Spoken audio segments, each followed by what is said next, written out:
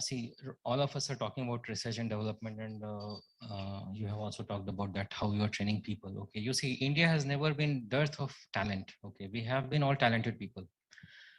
We have to trust us. Okay, now come to the R&D perspective. That we R&D is not just a plain word. Like everyone says that we are doing research and development, and he is not doing research and development, or say one particular person has like taken a baton that they will only do research and development. Okay, it is totally a myth.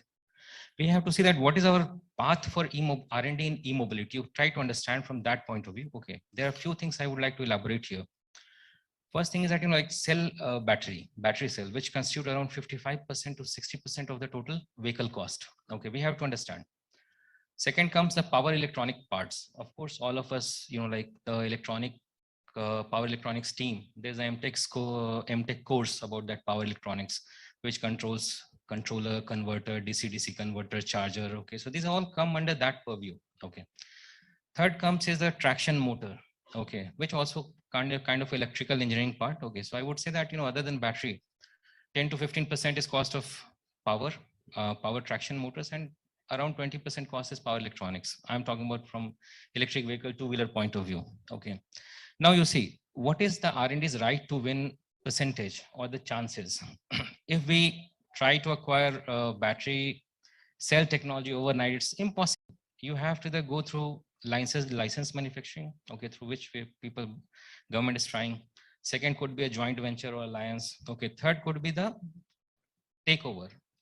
Fourth could be the organic. If you go organic, it's going to take a lot of time. That's why we call it that for battery cell technology, it is going to take time. Okay, so we have to find the other method. That's what you have seen PLI scheme, where government has said that we will put 200, 300 crores. We find some other guy to put 200, 300 crores. And this is how it will roll out. Now come to the next point, like controller, converter, DC-DC converter, or charger. These are the four major things. Okay, I would only say this four because other vehicles also carry wiring harness, the speedometer, the sensors. Okay, they're on petrol vehicles also, right? So for this, I think we are totally equipped. And in India, if I talk to many institutions like IIT Delhi to NIT Nagpur to Jamshedpur, everyone has met the protos of charger. Everyone has met the proto of controller. The point is that, yeah, I agree to this point that we have been given very less time. Okay, this is something time-bound evolution if we try to do. Second point is that many people, blindly say that everything is imported and this and that. You see that what is the point reinventing the wheel? If someone has a technology, you gain the technology, try to adopt, try to improve from there. Okay, just we will discourage something blindly. This is not going to help. And this was the policy since 2019. Government has made the import of electric vehicle parts duty free, especially motors, controller, because it was part of strategy that you can't gain it overnight. Since last year, 40% up to 40% localization was the condition for fame. This year it is 100%.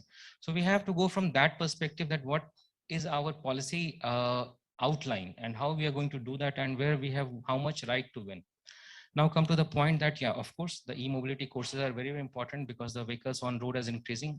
When we talk about why, one of the reasons I told you, I will mention later, EV adaptation or the like growth will depend on the EV ecosystem. Okay, once we talk about ecosystem, we talk about not only vehicle, who will sell the vehicle, who will manufacture the vehicle, who will sell the vehicle, who will buy the vehicle, and who will service the vehicle. Okay, and who will scrap the vehicle. These are all part of the ecosystem, including the suppliers.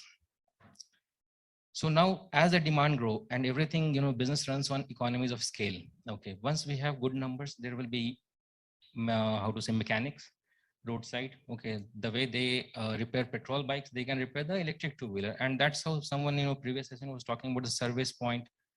This is a challenge that right now only specific people are required to service the vehicle. Okay, so this is part of ecosystem for which I welcome you, that you are training a lot of people. Okay, and they are really helpful hands. Okay, in terms of putting this ecosystem correctly on the road and sustaining it. So that was I wanted to add. Thank you.